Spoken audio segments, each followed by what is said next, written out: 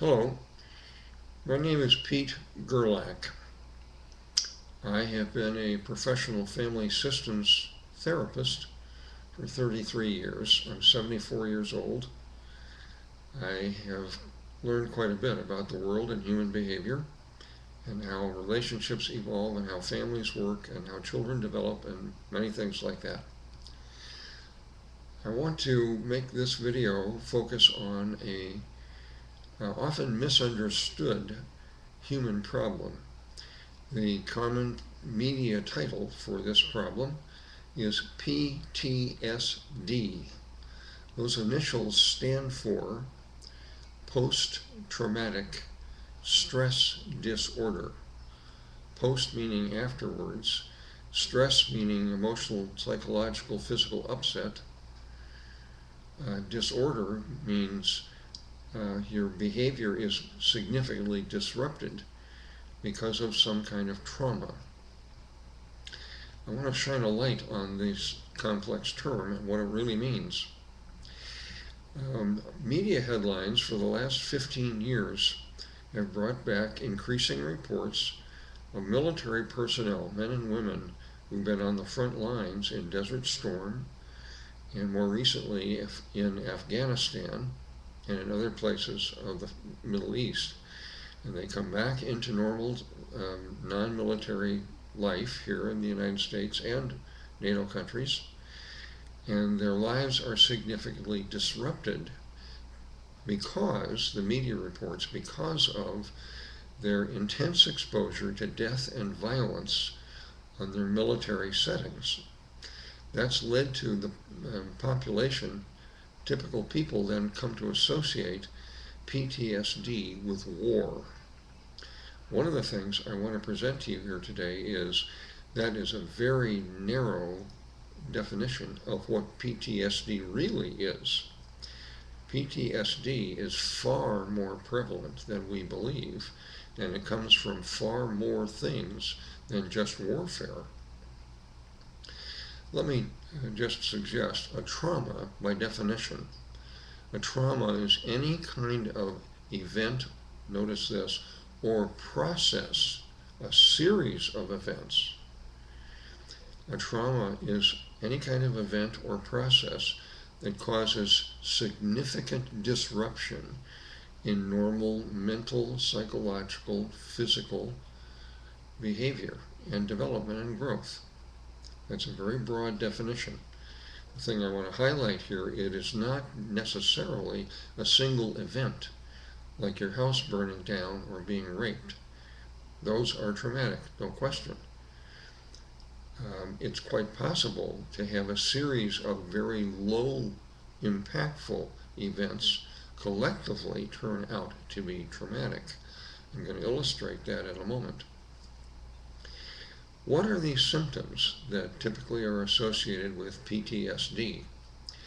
Here's a list that is now on the web in the Mayo Clinic's website, a highly respected mental health clinic. They say symptoms of PTSD include a cluster of these. I'm going to read these to you. Dreams about the traumatic event, singular. Flashbacks. A flashback is not just thinking about the event, it's actually re-experiencing in the full sensory ability. You feel what you felt.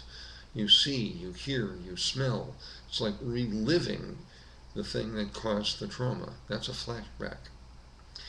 That is typical of PTSD. Mayo Clinic goes on to say irritability or anger, excessive guilt, excessive shame. Some self-destructive behaviors. They list addiction as an illustration. I would add self-neglect. Eating poorly, not getting enough exercise, not getting health checkups. That's self-destructive behavior. They also list broadly trouble sleeping, mind racing, can't get to sleep. being easily startled or frightened, having a startled reflex to certain sounds of sights, colors, smells, seeing things that aren't there, which can be called illusions or delusions. I call them reality distortions. Another symptom the male says is trying to avoid thinking or talking about, notice this, the traumatic event, the singular event. Male does not refer to a long series of events that are traumatic collectively. Emotional numbness is, in their opinion, a symptom of PTSD. What are you feeling today? Oh, I don't know. Avoiding activities that you once enjoyed before the singular trauma event. A feeling of hopelessness about the future, despair, that is also associated typically with depression. Mayo says memory problems, that's very vague in general, but having difficulty remembering what led up to the trauma, what was the trauma like, what happened to people because of the trauma, what happened afterwards, I don't remember. That can be called selective amnesia. Trouble concentrating, has that ever happened to you? Some people call that mind racing, where your mind just bounces around from topic A to topic B to topic Q to topic Z, and there's no coherence or pattern and you can't get things done. Mind racing. The last symptom that male gives is difficulty maintaining close relationships. That has to do with trust, shame, and guilt and fear. So this is a list of symptoms that a highly respected mental health clinic gives describing the condition of PTSD. They do so to illustrate, how do you know if you or someone else may have this condition?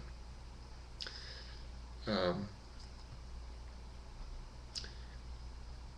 conventional treatment, in case you do have these symptoms, what Mayo Clinic lists, and so do other reputable mental health centers, they list as a generic way of treating these symptoms psychotherapy and medication. That has limited success. It's very traditional. That works within limits because it's the only type of treatment that people know. I have specialized for 22 years in a different kind of treatment that is effective at reducing all these symptoms. It's called internal family systems therapy. It's based on widely validated principles of family therapy, working with an entire family to improve the functioning of a whole family. That's been around for 60 years. This is not a new technique. What is new is applying the principles of family systems internally to a group of personality subcells that comprise who you are. This is not widely known, which is why the Mayo Clinic does not yet list this as an effective treatment. And there's a lot to understand here. I'm not going to cover it all in this video. Here's what my point is. I have several points. PTSD is a label for a collection of symptoms. It is not a problem by itself. The symptoms that it stands for are the problem.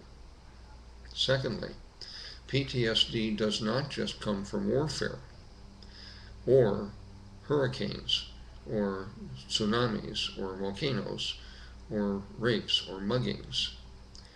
PTSD symptoms widely occur because young children are traumatized during the first 6 or 7 years of their lives. Trauma, in this case, is parental neglect, abandonment, and abuse. When a young child experiences those over periods of weeks, months, and years, they are deeply traumatized. They develop almost every one of the Mayo Clinic symptoms. They have not been to war. Okay? So this is a very widespread condition, and it's assessed, underreported, and misunderstood. My third point is, in case you or someone else has a group of these symptoms, do not feel limited to psychotherapy, meaning conventional psychotherapy, which often is a medically oriented process. Do not feel limited to that, and especially do not rely on psychotropic drugs, mood-altering drugs. Those may cure the symptoms, but they do not cure or reduce the underlying problem. The underlying problem has to do with conflict and discord in the personality subcells that make up who you are. It would be normal if you don't know what I'm talking about right now. So the last point I want to make in this video is to encourage you, if you want more information about PTSD, what it is, how it comes to be, and most importantly, what to do about it, I urge you to spend time studying Lesson 1 in my nonprofit educational website, which is called Break the Cycle of passing down psychological wounds from ancestors to the next generation. Study Lesson 1. It will give you a self-improvement step-by-step lesson to assess, do you have these symptoms? Does someone you care about have these symptoms? And if they do, how can you reduce them? That's what you'll find in Lesson 1. Here's a link to that lesson. There are no ads. I'm not selling anything except knowledge. That's all. Here's a link to that self-improvement lesson. And do note that in my YouTube channel, there are 3 different sets of videos, probably 40 or 50 videos, all of which explain facets of early childhood trauma and how to identify it and how to reduce it. So, the next time you hear PTSD on the news, do not just associate it with soldiers and sailors and air people who have been subject to violence in Desert Storm or Afghanistan or some other part of the world. I urge you to think more broadly and think about young children who are traumatized early in their lives, often in a non-dramatic way. They may not have had their arm cut off or been hit by a 2x4. They have still been extremely traumatized if their adults abused, neglected, or abandoned them. I hope you find this thought-provoking, and more than that, stimulating, and I hope this spurs you to learn more. I'm always glad to have feedback on any video or my website or the Lesson 1. Please don't hesitate to contact me if you'd like to. Meanwhile, thank you for watching.